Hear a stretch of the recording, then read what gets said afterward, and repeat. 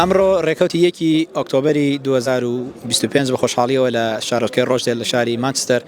وەکو ئەندامانی ڕێکخراویدا کۆبوونێتەوە لە کۆبوونەوەیەکی گشتیدا لەسەر ئاستی هەر حەوت ئەنجومەنەکەی ڕێکخراوەکە هەوڵ دەدەین لێدوان و بیر و بوچوونی ئەندامانی ڕێکخراویدا کۆکبەر بگرین لەسەر دوو خاڵی زۆر گرنگ. خاڵی یەکەم گرنگی کۆبوونەوە گشتیەکان بۆ خودی ڕێکخراوەکە و خاڵی دووەمیش گرنگی ئەنجامدانی کاری سیاسی لەلایەن ڕێکخراوە کوردیەکانەوە لە وڵاتی بەریتانیا. بەڵێ قوربانیان بە دڵنیایەوە ئەم کارانە سوود و ئەنجامیە بێ هەم بۆ ئێمە هەم بۆ کەسانەی کە لە وڵاتی ئێمە گیرۆدەی دەستی ئەو زوڵم و تاوانەن کە ناتوانن وەکو ئێمە بە ئازادانە لێرە کار و چالاکی خۆمانەکەین بەبێ هیچ سانسۆرێ. بە دڵنیاییەوە ئەم کارانەکە ئێمەیکەین لە خزمەتی ئێمەش ئەو خەڵکشایە کە لە ناڕەحەتی و نادادپەروەری دەست دوو بنەماڵەیە کە هەمومان گیرۆدەی دەستی چەند سەد کەسێکین بەڕاستی. بەڵێ گرنگە ڕێکخراوی سیاسی لە بەریتانیا هەبێت کە پشتگیری لە هەموو چالاکوان و ڕۆژنامەنووس و ئازادی خوازانە دەکا کە مافی ئازادی ڕادەربڕینیان نییە و دەنجی ئازادی خوازان دەنجی ئەو کەسانەی کە ناڕازینە دەگەێنێ بە سەروتر لە خۆیان. حەزەکەم بزانم ئەمڕۆ لە کێوە هاتووی بەشداری ئەم چاڵاکیی ڕێکخراویدا کۆک دەکەی لە شاری مانچستەر؟ ئێمە وەکو چالاکوانان لە ئەندامی ڕێکخراو لە شاری گلاسگۆ هاتوین بۆ شاری مانچستەر. بەڕای من بوونی ڕێکخراوی سیاسی بۆ کۆمونیتی کوردی لە وڵاتی بەریتانیا بەڕای من شتێکی زۆر گرنگ و زۆر پێویستە بۆ شارکردنەوەی هەرتاکێکی کورد لێرە و شارەزابوون بە عادەت و تەقالیدی ئێرە و شارەزابوون بە یاسا و قانونەکانی ئێرەکانە بە هەموو شێوازە گرنگیەکی تایبەتی خۆی هەیە بۆ شارکردنەوەی کۆمەڵگا. چ کاریگەریەکی هەیە لەسەر وڵاتەکەمان کە زۆربەی ئەم کەسانی کە لەم ڕێکخراوانەدا کار و چالاکی دەکەن کێشەیان هەیە لەگەڵ سیاسەتی حکومڕانی لە کوردستان لە عێراق؟ چ کاریگەریەکی هەیە ئەم چالاکیانی کە ئەم ڕێکخراوانە داکۆکۆکن و منە ئەنجامیەدا؟ ئێمە وەکو چالاکوانان لە ڕێکخراوی داگۆک هەموو زەختێک دەخینە سەر دەسەڵات و حکوومەت و هەموو سێکتەرە سیاسەکان لە هەرێمی کوردستان دەمانەوێت مافی تاک بەتاکی هەرێمی کوردستان و عێراق پێشێل نەکرێت بۆ بەدەستهێنانی مافی ڕەوای خۆیان. پێم وایە کاریگەریەکی تەواوی دەبێت لەسەر ڕەوشی سیاسی لە عێراق و هەرێمی کوردستان. ئەمڕۆ من لە شارۆچکەی ئیزبۆرنەوە هاتووم بۆ ئێرە و ئەم گرنگە ئەم کۆبوونەوە نەک تەنها بە گرنگ بزانیەوە بەڵکو زۆر پێویستە بۆ ڕەوەندی کوردی لەم جۆرە کۆبوونەوەوە هەبێت بە تایبەتی بۆ ئەندامانی ڕێکخراوی داکۆک. لەم شوێنانە ئەمەتوانی ئاڕگۆڕی بیرۆڕای سیاسی خۆم بکەین. زۆرجار حاڵی تەکنیکی و هەڵی تەکنی ڕۆدای ئەندام ناتوانێت دەنگێتە سەر خۆی. لێرە ڕاستەخۆ ئەتوانی دەی خۆم بگەینە جێگەر ئەندام سەرۆکی ڕێکخراو ئەندامانی دەستەی بۆرد کە هەر گلەیەک و گازندەیەکمان هەبێ بیا پیان بگەینین هەر خاڵێکی لاواز هەبێت پۆینتی بخینە سەر تەکیز بخینە سەر بۆی بەهێزیکەین خاڵە بەهێزەکان گەشاوەتر بکەین. ئەمە گرنگی و پێویستی ئەم جۆرە چاڵی. حەزەکەم پرسم گرنگی بوونی ڕێکخراوی سیاسی لە وڵاتی بەریتانیا چییە بۆ کۆمەڵگای کوردی و کاریگەری چییە لەسەر عێراق و کوردستان؟ هەبوونی ئەم جۆر ڕێکخراوانە زۆر گرنگە لەبەرەوەی یەکەم کارمان لە هۆشیاری دەست پێکا. هۆشیاری پێش هەموو شتێکی پێش ڕێکخراوە پێش هەموو شتێکە پێش حیزبە پێش کەناڵە لێرە دەستەکەین بە بڵاوکردنی هۆشیاری ئەو جۆرە هۆشیاری کێ تاوانباری سەرکێ لە وڵاتی ئێمە کە دادگا سەر بەخۆ نییە کە ئازادی ڕادەبڕین نییە ئەندام ئینسانەکان لێرە بە ئازادانان دەتوانن ڕای خۆیان دەرببڕن وەروەها ئەو پامۆشیارە بدەن بە گەلی خۆمان ئەوانیش هۆشیار بکەنەوە و بزان تاوانباری سەرەکی کێ و ئەوانە هەوڵە دەین بە دادگای گەل کە دادگایکی عادلانە هەبێ و تاوانباران بەس بە سزای یاسایی خۆیان بگەێنن بەرامبەر ئەو هەموو تاوان و جنایەتی بەرامبەر گەلەکەمانیان کردووە. بەڵێ من لە لەندەنەوە هاتووم وەکو ئەندامێکی ڕێکخراوی داکۆک بۆ ئەم گربوونەوەیە بەڕاستی ئەم گربوونەوەانە زۆر بە گرنگ داهێنێم کە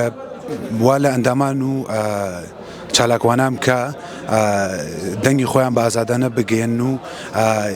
چالاکی ڕێکخراوەکە بەڕوونی دیار بێ و بۆی بتوانین چالاکی داهاتوومان و زین چۆن دەنگمان بگەێنین بە ڕێکخراوەکە بە وڵاتانی دەرەوە. و حەزەکەم ئەو پرسیارە لێ بکەم تا چەند گرنگە ڕێکخراوە سیاسیەکانی کورد لە وڵاتی بەریتانیا کار و چالاکی سیاسی بکەن تا چەند گرنگەوە چ کاریگەریەکیان هەیە بەسەر وڵاتی بەریتانیا و بەسەر هەرێمی کوردستان و عێراقیشدا؟ بەڵێ ڕێکخراوی سیاسی زۆر گرنگە بۆ ئێمەی کورد بەڕاستی لێرە بتوانین ئازادانە چونکە بەڕاستی ئێمە لە وڵاتێکین ئازادین یاسا هەیە قانون هەیە لە وڵاتێک هاتوین کە نە یاسا هەبووە نە قانون نەبووە نە ئازادی ڕادەربڕی نەبووە نە دادگایەکی سەربەخۆ بووە هەبووە بتوانین ئێمە وەکو تاکی کورد ئازادانە دەنگی خۆمان بگەینین داوای مافەڕەواکانی خۆمان و ئەو کەسانە بکەین کە لە وڵاتی خۆمان و مافیان خوراوە. من لە پیتەبەرەوە هاتووم وەیرە ئەم کۆبوونەوەانە بەڕاستی زۆر گرنگە و ئێمە وەکو چالاکەوان و ئازادی خوازان ئەتوانین ڕاو بۆ چوونی خۆمان دەرببڕین لەم وڵاتەدا. تا چەند گرنگە لە وڵاتی بەریتانیا ڕێکخراوی کوردی سیاسی هەبێ داکۆکی لە مافی کوردان بکە بۆی کاریگەری هەبێ لەسەر هەرێمی کوردستان و عێراق؟ بەڵێ بەدڵنیاییەوە کاریگەری خۆی هەیە و لە هەمان کاتیشە ئێمە ئەم کۆبوونەوانەوەکەین بۆ گەلەکەمان و بۆ هەر تاکێکی گەلەکەمان و لە هەمان کاتیشە لە وڵاتی خۆمانە ئێمە ناتوانین بە ئازادانە قسە بکەین و بە ئازادانە ڕاوبۆچوونی خۆمان دەربڕین لە هەمان کاتیشە ئێمە ئەم کارانە کە ئیکەین تەنها بۆ مافی خۆمانە مافێکی خۆمان وەربگرین بەڵام ئێمە ڕاوبۆچوونی خۆمان دەربڕین لەم کاتەدا تووشی ئازار و ئەشکەنجەیەکی زۆرمان دەکەنەوە. بەڕاستی دەستخۆشیتان لێگەم بەڕاستیکە دروستکردنی پرسی سیاسی ڕێکخراوەکان لە وڵاتی بەریتانیا کارێکی زۆر باشە لەبەرەوە ئێمە بەداخەوە وەکو هەمومان هەرکو تاکێکی کورد وامان لێتەوە بەهۆی ئەو بارودۆخ زروفە سیاسی کە لە هەرێمی کوردستانە دروست بووە کە بەڕاستی دۆخی نائەدالەتی و ناسەخامگیری لە ڕووی سیاسی و ئەمنیەوە وای لێ هاتووە هەموو تاکێکی کورد بێ بە سیاسی بەڕاستیەوە جێگەی داخە سێرەکەی فەلاح بۆتە سیاسی سێرەکەی هونەرمەندە بۆتە سیاسی سێرەکەی کابرا پیشە ساسە بۆتە لەسەر سیاست قساکە بەڕاستی ئەمە جێگەی داخە بەڵام ئێمە کە ئەمڕۆکە لێرێنین بەڕاستی بەداخەوە ئەو بارودۆخە ئەو ترس و تۆقاندنەی کە لە هەرێمی کوردستان هەیە وای کردووە تاکەکان نەتوانن بە ئازادانە دەنجی خۆیان دەربڕن و قسە بکەن لەسەر ئەو نەعەدالەتی کە ڕووەدا. ئەمڕۆ ئێمە لە لەندەنەوە هاتوین بۆ ئەم کۆبوونەوەیە لە نزیک شاری مانچستەر بۆ کۆبوونەوەی گشتی ئەندامانی ڕێکخراوی داکۆک پێویستە هەموو ساڵانە چەند جارێک کۆبوونەوە بکرێت و لەبەر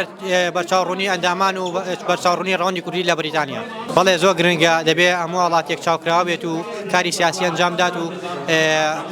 غەردەکانی ڕۆژگار بینێ. بۆچی گرنگە کاری سیاسی لە بەریتانیا ئەنجام بدرێ؟ لەبەر چاوکراوی ڕەوەندی کوردی لە بەریتانیا و چاوکراوی هۆشداری بۆ گەنجەکانمان لەبەرەوەی کە وەسعی کوردستان ێستا وەسعێکی نالەبارە و چەندین میلیشیا دروست بوون لە ناو هەرێمی کوردستان و عێراقدا لە هەمان کات دادگاکان سەربەخۆنی لە ناو هەرێمی کوردستان و عێراقدا دادگاکان لە بەرژەوەندی حیزبی یەکلایەنە بڕیار دەدەن. لە لەندەنەوە حەزەکەم وەڵامی و پرسیارم بدەیتەوە تا چەند گرنگە ئەم کۆبوونەوەانە ئەنجام بدرێن لەسەر ئاستی گشتی ڕێکخراو؟ بەڵێ بەڕاستی گرنگەکی تایبەتی خۆی هەیە ئەنجامدانی ئەو کۆبوونەوەانە کە ساڵانە بۆ جارێک دوو جارە کۆبوونەوە دەکرێت بەڕاستی گرنگی تایبەت خۆی هەیە کە تێدا باس لە کار و چالاکیەکانی ڕابردوو و هەروە پلانەکانی داهاتووشمان دەکەین لە ڕێکخراوی داکۆکەوە. زۆر سپاس. بەڵێ ئێمە ئەمڕۆ وەکو ئەندامان کۆبوونێتەوە لەم کۆبوونەوەیەدا بۆ ئەوەی کە بیر و ڕاکانمان هەڵگۆڕ بکەین بۆی سەرنجی خۆمان لەسەر داهاتووی ڕێکخراوەکە بخەینە ڕوو کار و چالاکیەکانمان چۆن بەڕێوە بەرین بۆی بگەین بە مافەکانمان ئازادی بەدەست بێنینەوە بۆ گەلەکەمان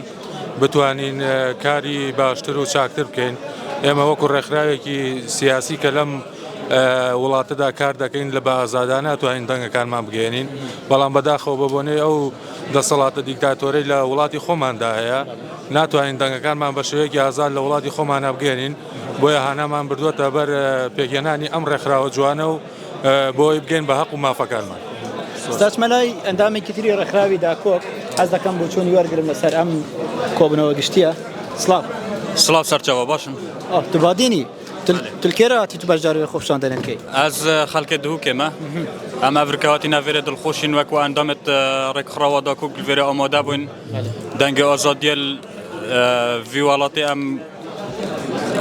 ئازادین هەر شتێکی مەدوێت ئەم شێن بێژین چه زۆرداری سەر سەرێمەنینە ئەم نەچێن بادینان دەنگی ئازادیە دار ببڕین گرتن و لێدان و سژن و زیندانی کردن و ڕێکا مرۆڤیدا هەنا. ئەس حەزکەمێ پرسیارێ بکەم تو کاریگەریە ڕێکخراوێن سیاسی بەریتانیا ئەمەکو داکۆکەکەن و منە وەرگرین تو کاریگەریاوێ چاوات بینی سەر هەرێما کوردستانی و سەر عێراقێژی؟ کاریگەریەوە شێوەیەکی گشتی گەلک بۆش دەبینم ئەم شیای نەحەتەوێ گۆڤێ گەلک گۆڕینا بکەین چاڵکیت خدا وەکی چا مەزەختل سەر حکوومەتە هەرێمە کوردستانی کری پڕێکا ئەندام پەرلەمانێت هەمی باژێڕێت خۆ مەشیای زەختل سەر حکوومەتە هەرێمە کوردستانی بکەن ئیشەڵە دە ئەنجامێت خۆش یابن سلااو سەرچاو ئاگادارم کە ئەندامی بۆردی ڕێکخراوی داکۆکی و کاریگەریەکی ئیجابیتە لەسەر کارەکانی ڕێکخراوی داکۆک حەز دەکەم بۆچوونی خۆتم بۆ بخەیتە ڕوو لەسەر گرنگی ئەم چاڵاکیانە و ئەم کۆبوونەوە گشتیانە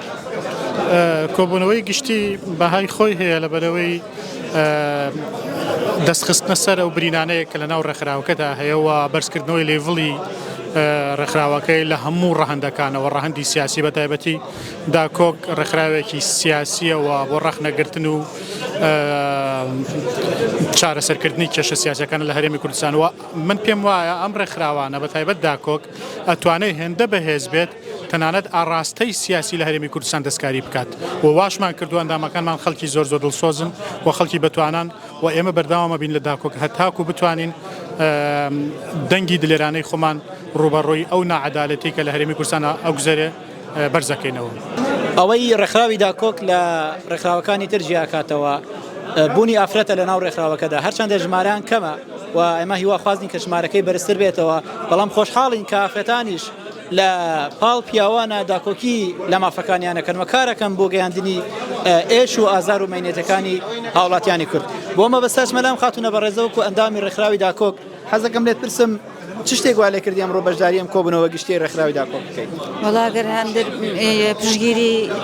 پەنابەرانەکرێت و شتیان بۆ ئەکرێ ئەمە ئیشێکی باشە ئیتر خۆی ئینسانیش پەنابەرە لێرە ڕووکاتە کوێ ئەگەر کۆمەڵێک کەسە بێ بە ڕۆحێکی هاوکاری و بە ڕازگویانە یارمەتی پەنابەران بە خەڵکی بچوونی خۆتم لەسەرەوە بخەیتە ڕوو تا چەند داکۆک یاخۆ ڕێکخراوەکانی تر توانیوانە کاریگەریەکی ئەرێنی دروستکەن تا چەند توانیوانە کاریگەریانە بێت لەسەر سیاسەتی کوردستان و ئەوەی لە کوردستانە ئاگوزارێت وڵا کاریگەری هەیە گەر کاریگەری نەبێ بۆن منێکێکم لەوانە نام بم بە ئەندام کاریگەری خۆی هەیە ئەجا هەر شتێکە بێتۆ لە ڕێی سوۆسیال میدیاوە شتەکان بڵاو بکرێتەوە طبعا سوۆسیال میدیای تر لە هەموو شوێنێک بڵاوانە بێوێنێ خەڵک یەتە بەردەمی جاریوە سەر شتێکەکە یەتە بەردەمی کاتە ئەم شتانە ئەم ئیشانە دەوری خۆی هەیە بەڵێ ڕێکخراوەکانیش باشن لە دەرەوەن تۆزێ هەرچۆنێ بێ چۆنەڵێ ئازادترن وەکو لای خۆمان نییە کە ناوێرێ داوای قوتی خۆشی بکات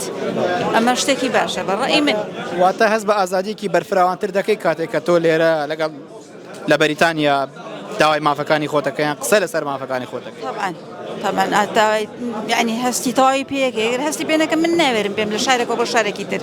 سەرەتا دەستخۆشی لە ڕێکخراوی داکۆک دەکەم لە بۆ ئەو کۆبوونەوانە و ئامانجیش لەم کۆبوونەوانە بەرەو هۆشیارکردنەوەی خەڵکە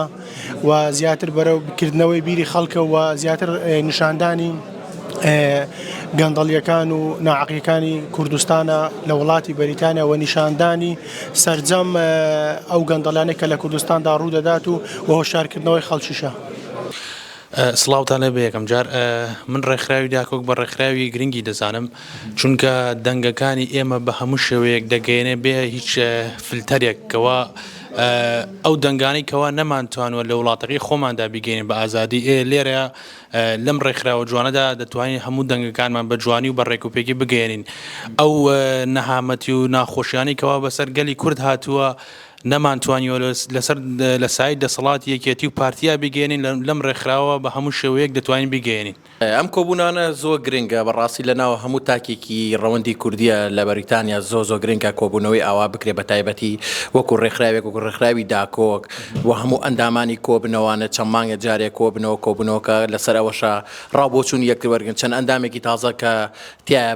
بۆتە ئەندام یەکتر دەناسین ڕاوبۆچوونی خۆمانە گۆڕن لەسەر بیر و ڕای سیاسی هەرێمی کوردستان بۆم حاڵەتە یعنی لێسیا هەرێمی کوردستان لە وازێکی زۆر نائارام و ناسەقەم گیرە لێرە توانین لە ڕێگەر ڕێکخراوی داکۆک و چالاکیەکانمان بتوانین دەنگی ئێمەش و دەنگی خەڵکی هەرێمی کوردستان و بە تایبەت هەموو هەرێمی کوردستان بگەینین بە دنیای دەرەوە بگەینی دەستۆش خۆش بێزۆس ئەم خۆپشاندانانەی کە بەڕێوە ئەچەند کاریگەریان هەیە لەسەر ژیان و بارودۆخی سیاسی هاوڵاتیانی کورد لە هەرێمی کوردستان و عێراق یاخودنا بەڕێزم لەکوێ و بەشداری ئەم ساڵێکیەکە من لە شاری ماستۆرەوە بەشدارم لە ئەنجومەنی بێرمیگام و هاتووم بەشدارم لەم کۆبوونەوەیدا ئەمێ بیربوچۆنی خۆتم بەو بخەیتەوە لەسەر گشتی ساڵێکەکە چۆن چۆنی و بەڕێوە بەڵێ دەستخۆشی بۆ ڕێکخراوی داکۆک بۆم کۆبوونەوەیە بەڕاستی ئەم جۆرە کۆڕ و کۆبوونەوەیانە جێگای بایەخ و گرنگە بۆ چالاکوان کە دێدا بە چاڕوون نەبێت کە چۆن لە چالاکی سیاسی مرۆیەکاندا هەنگاو بنێت وە گرنگی کاری چالاکی سیاسی ڕێکخراوەیی لە ڕەوەندی کوردیدا ئەوەیە کە هۆشارکردنەوەی خەڵکە و هەروەها گەیاندنی دەنگی زۆڵم لێکراوانی خەڵکی هەرێمی کوردستانە کە بەداخەوە بەهۆی نەبوونی میدیای سەربەخۆ لە هەرێمی کوردستان ئەو دەنگە قەتیز بووە بە شێوەیەکی شەفاف و ڕوون ناکاتە دەرەوە و ئێمە شەک و ڕێکخراوی داکۆک بۆ پەری خۆشحاڵیەوە پێشەکمان گرتووە لەو بوارەدا کە توانیمانە دەنگی خەڵکی هەرێمی کوردستان بگەین بە دەرەوە چۆن کەیسی شێروانیمان گەیاندە هەموو ئەندام پەرلەمانی بەریتانیا بەڵێنە دەین و پیان ڕایگەێنین کە کۆڵ نادەین هەتاوەکو دەنگی تاکە کەسێکما بێت لە هەرێمی کوردستان کە زوومی لێ بکرێت بیگەێنین بە ڕێکخراوە جیهانیەکان چ شارێکەوە هاتوویت و بەشداری ئەم کۆبوونەوەی دەکەیت لە شاری لەندەنەوە ئەمڕۆ هاتووم بۆ مانچستەر لە ڕۆژدێڵ دەمەوێت سەرنجی خۆتم بۆ بخەیتە ڕوو بەگشتی ئەم کۆبوونەوەی ئەمڕۆ چۆن دەستی پێکرد و چۆن ڕۆشت و چۆن ئەیبینی ئەم ساڵاکیە بەڕاستی دەستخۆشی مەیە بۆ ڕێکخراوی داکۆک بەڵێ بەدڵنیاییەوە کۆبوونەوەیکی زۆر گرنگ و تایبەت بوو ئەمڕۆ کە سازکرا هیوادارین ئەم کۆبوونەوەانە بەردەوامیان هەبێت چونکە زۆر پێویستن ئەندامان ڕاگۆڕینەوە و چالاکی زیاترمان هەبێت تۆ پێت وایە چالاکیەکانی ڕێکخراوی داکۆک کاریگەریەکی باشیان هەیە لەسەر سیاست و بارودۆخی هاوڵاتیانی هەرێمی کوردستان ئەگەر بەڵێ بۆچی بەڵێ بەدڵنیاییەوە کاریگەریەکی زۆر ئەوتۆ هەیە بە تایبەت وەکو چالاکوانان و ئەندامان کە بەشدار بن لەم کۆبوونەوە گرنگانەیە بەڵێ دەستە خۆی زۆر سپاس پێت وایە ئەم چالاکیانەی کە ڕێکخراوی داکۆک یاخود هەر ڕێکخراوێکی تری سیاسی کوردی لەم وڵاتایە ئەنجامی دەدا کاریگەری هەیە لەسەر بارودۆخ و هەڵوێست لە هەرێمی کوردستان و عێراقا بە تاکید بەدڵنیاییەوە ئەندامانی چالاکوانانی وڵاتی بەریتانیا زەخت و فشارێک زۆریان خستۆتە سەر لایەنە سیاسەکانی هەرێمی کوردستان و وارووا چەندین جاربینی ومانە کە چوون بەلای پەرلەمان و جیمەڵیان بۆ پەرلەمانی بەریتانیا کردووە ئەو وڵاتەش تێگەیشتووە لە وەزع و گوزەرانی هاوڵاتیانی هەرێمی کوردستان بەڵێ بەدڵنیاییەوە لە ڕاستیدا بە تاکید هەموو ڕێکخراوەکان کاری خۆیان هەیە و ئەتوانن فشار بخەنە سەر ئەو حکومەتانەی کە لە کوردستانە بە تایبەتی یەکێتی و پارتی و ئەو حزبانە ئەتوانن لێرەوە بە فشار لە باڵۆزخانەکانەوە ئێمە ئەتوانین چالاکی ماڭانە ئەنجامی بدەین بۆ ئەوی فشارخێنە سەر حکومەتەکانی خۆمان کە لەوێ ستەم و زۆڵ بەرامبەر هاوڵاتیان و ڕۆژنامەنووسان و چالاکواندان دەکات. کاکدانا وەکو کەساتێکی ناو ڕێکخراوی داکۆک لە هەمان کاتدا وەکو ئەندامێکی بۆردی ڕێکخراوی داکۆک بەگشتی چالاکیەکەی ئەمڕۆ فیدباک و کۆمنتت لەسەری چییە؟ بەرواری یەکی دەی 2025 لە شاری مانچستەر لە شارۆچکەی ڕۆژدێڵ وەکو پیشەی هەمیشەیی و کاری ڕێکخراوی داکۆک کە ساڵانە هەڵەسێ بە کۆبوونەوەی گشتی بۆ ئەندامەکانی و هەڵسەنگاندنی کارەکانی ئەو ساڵی بە خۆشحاڵیەوە ئیمڕۆ بەشی دارایی و بەشی میدیایی و لەلایەن ئەمیندارە بەڕێزەکان و سەپەرشتیاری بەشەکان هەموو هەڵسەنگاندنی ئەم ساڵیان کرد کە بە خۆشحاڵیەوە بەرزترین بوو لە لای من بۆ یەکەم جارە ڕێکخراوی داکۆک ئەندامەکانی بەو شێوە زۆرە بەشدار بێ و ئەو چالاشیانەی کە ڕێکخراوی داکۆک لەم ساڵا کردوێتی بە خۆشحاڵیەوە زۆرترینیانە لەسەر لەو کاتێک کە ڕێکخراوی داکۆک دروست بووە لە هەموو بوارەکانە بەڕاستی ڕێکخراوی داکۆک بەرەو پێش چووە و هەڵسانگانی تاوامان بۆ کارەکان کردو و لە داهاتووشە چۆن کارەکانمان باشتر و جۆرە و جۆرتر لە بەشێکی کۆبوونەوەکە داوام بینی کە ئالۆگۆری دەسەڵات ڕوویدا هەرچەندە لە ناو ڕێکخراوی داکۆک و ڕێکخراوەکانی تریشدا ڕەنگە زیاتر بە بەرپرسیارەتی ببینین بەڵام ئێمە هەر ناوی دەنین دەسەڵات بینیمان ئالۆگۆری بەرپرسیارەتی هەبوو بەڕێستان لە ئەمڕۆ بەدوا وەکو بەرپرسی ئەنجومەنی لیدز دەست بەکارە بن سەرنجە چییە لەسەر ئەم ئاڵوگۆڕانە چۆن دەیبینی لە ناو ڕێکخراویدا کۆکە وەکو ئەزمونێکی چۆن سەیری دەکەیت سوپاسی و پرسیارە دەکەم بەڕاستی شتێکی جوانە کە لە پێشووتریشە هەستم بەوە کردووە بەس لەم دەسە تازەیە بە خۆشحاڵیەوە هەر چواردە ئەندامەکەی چرەستی بەڕاستی بە شێوەیەکی دیموکراسیانە بە شێوەیەکی نەرمونیان دەستیان نەگرتووە بە پۆستەکانیانەوە وەکو بەرپرسەکانی عێراق و هەرێمی کوردستان یەکێ لەو شتانی کە ئێمڕۆ ڕوویە بەندە بوو کە کرا بە بەرپرسی لیدز هەچەند لەوە پێشیش لە خۆبوردانە ئەو کارم کردو و هیچ جۆم نەیاوەتە لەوەی کە پۆستەکەم لە هەشت شتێکا بێ و ئەمەوێ ئەو شتێکم بیرکەوتەوە لەو پرسیارە پێشنیارێکم کرد ئێستا هەمیان زۆریان بەدڵ بوو ئەندامان و دەستەکەش کە وتم 23/1/2026 لە 100,000 ئەبێ کۆنفرانسە کرێ لە کاتی دیاریکراوی خۆیان و ئەبێ هەمومان بچینە ژێر چەقۆی دیموکراسی هەڵبژاردننی ئەندامەکانمانەوە بەڕاستی ئەو دەسا و دەستکردنی دەسەڵاتە لە لای من یعنی ڕێژەکەی زۆر لە بەرزیە و خەونی گەورەی منە و ئیشەڵا ئەوەش بەدیهێنم کاکدانا پرسیاری ئەوم لا دروست بوو باسی کۆنفرانست کرد پێما بێ لە چەند مانگی داهاتوودا کۆنفرانسی داکۆکیش دووبارە ئەکرێتەوە لەبەرەوەی دەستوری ڕێکخراوەکە بەو جۆرەیە کە ساڵانە کۆنفرانسی تێدا دەکرێت پەیامە چییە بۆ ئەو گەنجانەی لە ناو ڕێکخراوی داکۆکن لە سەرجەم ئەنجومەنەکان بەبێ جیاوازی پەیامە چییە بۆ ئەو گەنجانی کە تا ئێستا نهاتوونەتە پێشەوە و چەند مانگێکیان لەبەردەستە دەرفەتی ئەویان بێنە پێشەوە بەڵێ سپاس بەنسبەت ئەو ئەندامانی کە تا ئێستا نهاتوونەتە پێشەوە بەڕاستی هاتنە پێشەوەی ئەوان دەرفەتێکە بۆ ئەوەی کە بەرەو ستێپە بەرزەکانی ناو ڕێکخراوەکە بڕۆن من خۆم نمونەیەکم لەوانە لە ساڵی 2024 وەکو لە ژوورۆژ گەڕامەوە ئەندامێ بووم هێلێکێکی شیلم لەبەرا بوو لە پێشەوە دانیشت بووم سێری چواردەوری خۆم و سێری بەڕێوەچوونی کۆنفرانس و شتەکان مەکرد کە ئەچوومە چالاکیەکانەوە سێری کەسی پێشکەوتوو مەکرد حەز مەکرد وەکو ئەوان بچمە پێشەوە هەنگاو بە هەنگاو چوومە پێشەوە ئامۆژگاریم بۆ ئەوان ئەوەیە بە لەسەر خۆم لای بمەوە کە وەکو من و هەزاران نمونەی من بێنە پێشەوە بۆ هەوڵی ئەوە بن چالاکیەکان بەرەو پێشەوە برن ڕخنیان هەبێ پێشنیاریان هەبێ شتی جوان بێنە وەکو ئەم دەسەیە کە داهێنانی جوانی کردوەتیایە ئەوانیش داهێنان و شتی تازیگەری بێن و بێنە پێشەوە بەرە بە بەخۆیان بن بۆی بە هەمومان ڕێکخراوی داکۆک و ڕێکخراوە مەدەنیەکان بەرەو بەرزتر و باشتر بڕۆ بینیتان ڕاو سەرنجی ئەندامانی ڕێکخراوی داکۆک بوو لە شارۆچکەی ڕۆژدێڵ کە لە هەر ئەنجومەنە جیاوازەکەی ڕێکخراوەکەەوە سەردانی ئەم شارەیان کردوبوو و لەم هۆڵەدا بیری و بوچوون و ڕاو سەرنجەکانیان خستە ڕوو ئەندامانی ڕێکخراوی داکۆک بیر و بوچۆنەکانیان جیاواز بوو بەشێکیان پێیان وا بوو کەم کۆبوونەوانە گرنگن بۆ ئەوەی کار لەسەر بەرەو پێشبردن و باشترکردنی